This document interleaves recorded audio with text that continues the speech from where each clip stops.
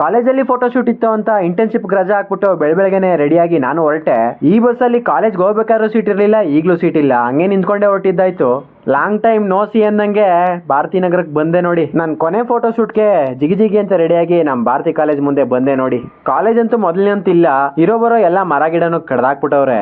ನಾ ಬರೋ ಹೊತ್ತಿಗೆ ಪ್ರೇಯರ್ ಎಲ್ಲ ಮುಗಿಸಿ ಫೋಟೋ ಶೂಟ್ ಎಲ್ಲ ಶುರು ಆಗಿತ್ತು. ಇಲ್ಲಿ ನೋಡಿದ್ರೆ ನನ್ ಜೂನಿಯರ್ ಆರಾಮಾಗಿ ನನ್ ಮುಂದೆನೆ ಕೂತಿದ್ದ. ಆಮೇಲೆ ಇದ್ದಿದ್ದೆ ರೇಕ್ಸಕ್ ಶುರು ಹಚ್ಕೊಂಡೆ. ಇಲ್ಲೂ ಓದೋದ್ ಮಾತಾಡ್ಬೇಕಾ? ಅಯ್ಯೋ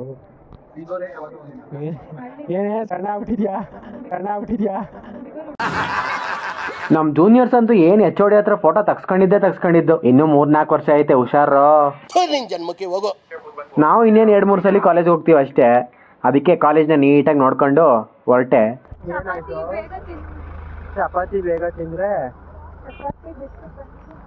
ಅಷ್ಟೇ, ವಿಡಿಯೋ ಶುರು ಆಯ್ತು, ಮುಖ ಮುಚ್ಕೊಂಡ್ರು.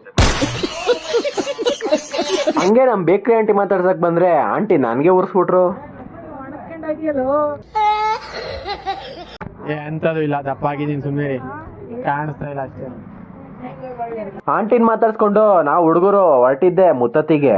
ನಾಮ ಚೆನ್ನಾಗೈತೆ, ಪಂಚ ಚೆನ್ನಾಗೈತೆ, ನೀನ್ ಚೆನ್ನಾಗಿಲ್ಲ ಅಷ್ಟೇ.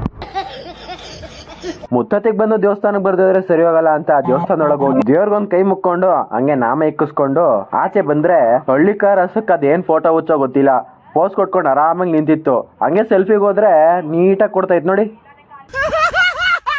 ನಮ್ಮ ಅಭಿಷೇಕ್ ಅವರು ಮುತ್ತತ್ತಿಲಿ ಏನೋ ಸೇವ್ ಮಾಡಿಸಿದ್ರು, ಅದಕ್ಕೇನೆ ಬಾಳೂಟನ ಚೆನ್ನಾಗಿ ಗಡತಾಗಿ ತಿನ್ಕೊಂಡು ಹೋಗೋಣ ಅಂತ ಮುತ್ತತ್ತಿಗೆ ಬಂದಿದ್ವಿ.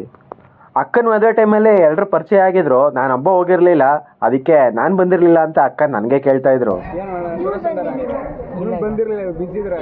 ಬೆಂಗಳೂರಲ್ಲಿ ಬಾಯ್ ಪೀಸ್. ನಾನು ಕೂಡ ಆಯ್ತಾ ಇದ್ದೀನಿ, ಆದಷ್ಟು ಬೇಗ ಆಗು, ನನಗಿಂತ ಬೇಗ ಆಗು. ನಮ್ಮ ಹೊಟ್ಟೆ ಎಷ್ಟು ಉರ್ಸ್ತಾವ್ರು. ಹಿಂಗೆ ಉರ್ಸ್ಬಿಟ್ಟು ಎಲ್ರಿಗೂ ಬಾಯ್ ಬಾಯ್ ಮಾಡಿ ನಾನು ಹೊರಟು ಬಂದೆ. ಸದ್ಯಕ್ಕೆ ಅಷ್ಟೇ ವಿಷಯ. ಪೀಸ್.